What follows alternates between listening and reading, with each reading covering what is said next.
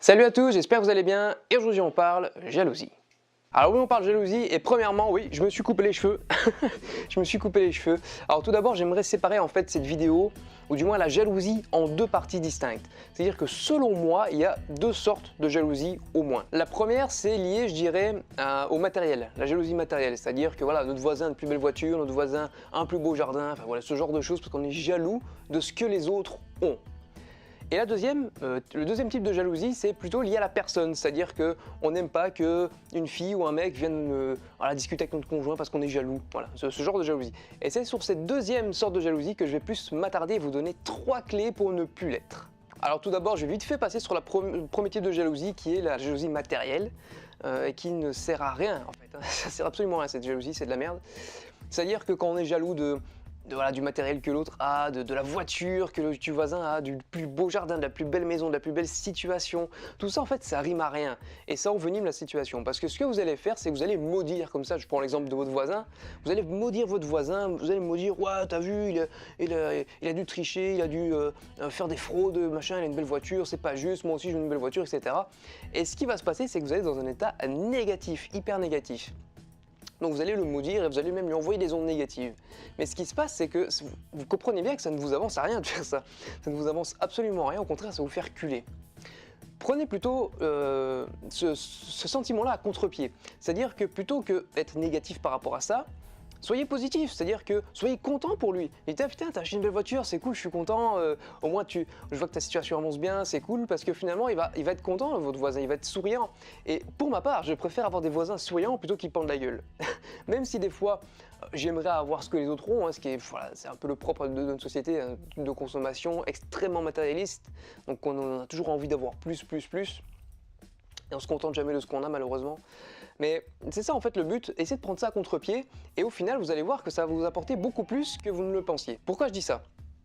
Je dis ça parce que quand vous allez peut-être pas glorifier, mais quand vous allez être content pour votre voisin, ben vous dira ouais je suis content, ben tu sais quoi, t'as qu'à venir faire un tour, je te ferai faire un tour demain ou quoi. Tandis que si vous étiez complètement négatif, il vous aurait envoyé balader, vous aurez même pas calculé, vous avez dit bah tu sais quoi, va te faire foutre mon gars, moi j'ai ma belle bagnole et je m'en bats les couilles.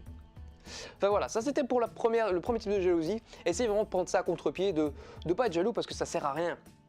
Soyez plutôt reconnaissant par rapport à ça et vous verrez qu'en fait, plus les autres sont heureux, plus vous êtes heureux vous-même. Voilà. Donc on passe tout de suite au deuxième type de jalousie qui est par rapport à la personne. Alors là aussi j'aimerais bien clarifier quelque chose parce que j'ai connu des gens jaloux et je sais comment ça se passe, surtout dans les couples. C'est surtout par rapport aux couples que ça se passe. Et les gens jaloux ne comprennent pas pourquoi leur relation se détériore par la suite. Mais qu'est-ce qui se passe? En fait, quand quelqu'un est jaloux, c'est qu'il y a une peur qui s'installe dans cette personne. C'est-à-dire que quand on est jaloux, on a peur de perdre la personne, on est peu confiant en nous parce qu'on ne se sent pas capable, si vous voulez, de retenir la personne par rapport aux autres concurrents. Par exemple, si vous êtes un gars et que vous voyez votre fille moi, j'espère pas, mais que vous êtes un gars et que vous avez votre femme comme ça ou votre copine qui discute avec d'autres mecs, si vous n'êtes pas très confiant en vous, il y a de grandes chances que vous soyez jaloux et que vous veniez imposer votre carrure, vous l'embrassiez pour montrer aux autres que bon voilà, ils n'ont pas de chance, etc. Mais ce qu'il faut bien que vous compreniez, c'est que cette attitude-là, le fait d'être jaloux, va justement cultiver votre peur et va cultiver le fait d'arriver au résultat que vous redoutez, justement. Parce que qu'est-ce qui se passe quand vous êtes jaloux? Quand vous êtes jaloux, vous allez resserrer les choses, c'est-à-dire que vous allez lui permettre de moins sortir. Vous allez, entre guillemets, l'engueuler quand quelqu'un quand il ira parler à d'autres gars. Ouais, mais qu'est-ce que tu foutais avec ce gars-là, machin, qu'est-ce qu'il t'apporte? Vous allez partir en vrille complètement parce que ça sert à rien. Ce qui se passe, c'est qu'il faut bien que vous compreniez qu'un oiseau, quand vous le mettez en cage, la seule envie qu'il a, c'est de sortir. Et du coup, votre copine ou votre conjoint, votre mec, etc., plus vous le cadenassez, plus vous êtes jaloux, plus vous êtes accroché comme ça à lui, plus il se sentira étouffé et il n'aura plus qu'une seule envie, c'est de se barrer. Franchement. Donc les gens jaloux en fait attirent ce qu'ils redoutent à chaque fois. Et c'est à chaque fois comme ça que ça se passe. Il faut vraiment essayer de se dissocier de ça et Je vais vous donner 3 clés comme ça pour éviter ce genre de choses. Parce que je voulais mettre ça à plat, vous montrer que finalement c'est pas la personne en elle-même qui vous trompe, c'est vous qui amenez à ce qu'elle vous trompe. C'est complètement différent, c'est deux choses différentes. Parce que dans une situation, vous rejetez la faute sur l'autre, et dans l'autre, vous êtes vous-même fautif. Et c'est ça qui est important, c'est de se remettre en question, parce que vous êtes fautif si vous êtes jaloux. Alors la première clé, c'est hyper simple, c'est de arrêter de supposer. C'est-à-dire que la jalousie vient souvent par rapport à des suppositions et des visions erronées de la réalité. Parce que la supposition, ce n'est que ça, c'est une vision erronée de la réalité. C'est-à-dire que quand votre femme ou votre mec ne rentre pas tout de suite et qui rentre une heure après, bah t'étais où hein t'étais avec encore une gonzesse, etc. Vous allez vraiment supposer, partir en vrille, encore une fois, vous allez partir dans des choses extravagantes qui n'ont aucun sens, parce que finalement qu'est-ce qui se passe? Il aurait peut-être pu avoir crevé, il aurait peut-être pu s'arrêter parce qu'il y a eu un accident, il y aurait peut-être eu des bouchons, il a peut-être dû faire une heure supplémentaire, il y a tout un tas de raisons qui peut arriver pour justement qu'il ait une heure de retard ou qu'elle ait une heure de retard. Donc dans ces cas-là, comment faire? Eh bien arrêtez de supposer et vérifiez. Envoyez-lui un texto comme ça, nonchalamment, on dit hey, voilà chérie, j'ai préparé ci pour ce truc, où en es-tu? Mais sans tomber dans les travers de t'es où? Parce que ça, je vous garantis, je l'ai vécu, c'est chiant, c'est chiant.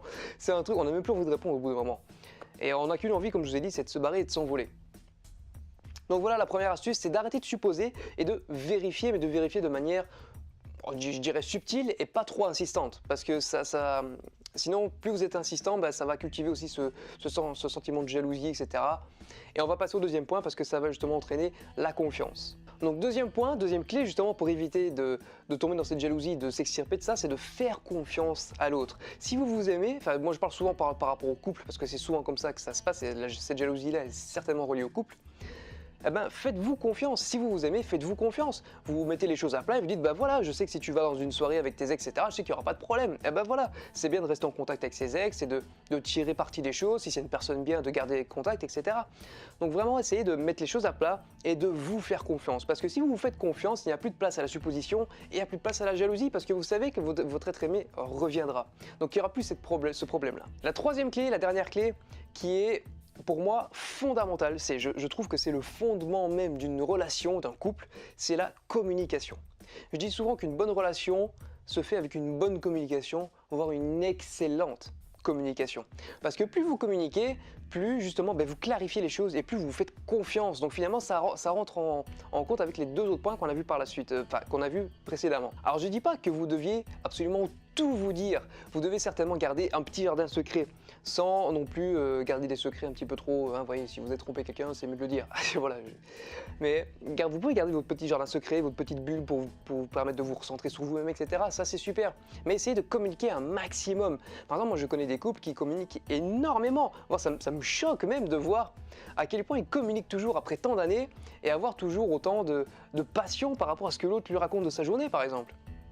Faites ça, prenez une journée, à la fin de la journée, vous vous dites, bah voilà, on se raconte mutuellement notre journée, ce qui s'est passé, et soyez attentifs à ce que votre conjoint dit, ne soyez pas juste distant. Écoutez vraiment ce qu'elle dit ou ce qu'il dit, et soyez attentifs et faites de même par la suite. C'est tout un sentiment de réciprocité, en couple, c'est ça, c'est la réciprocité. Donc s'il vous plaît, communiquez vachement, beaucoup vachement, communiquer un max avec votre conjoint. Donc je récapitule, donc la première type de jalousie donc, qui est liée au matériel, donc essayez de justement, au lieu de cultiver ce sentiment négatif, cultiver un sentiment de positif, de gratitude par rapport à la personne qui a eu ces objets supplémentaires ou ces revenus ou ces situations, parce qu'elle pourrait peut-être vous aider par la suite. Donc soyez plus enjoué plutôt que jaloux. Et ensuite pour le deuxième type de jalousie qui est extrêmement répandu, la première clé c'est d'arrêter de supposer, vérifier, d'accord? Un petit message ça coûte rien, au lieu de partir dans des supputations qui veulent absolument rien dire, d'accord? Et vous allez peut-être même plus vous faire de mal qu'autre chose.